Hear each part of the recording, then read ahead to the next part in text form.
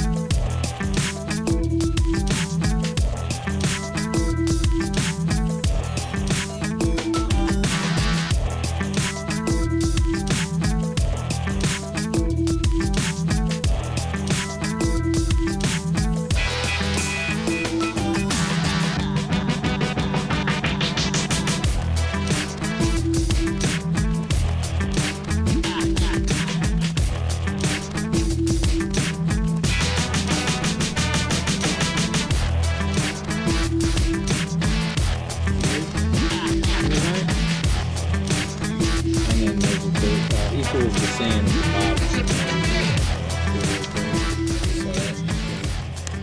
So that's what you're going to want to get off next to get the bracket off.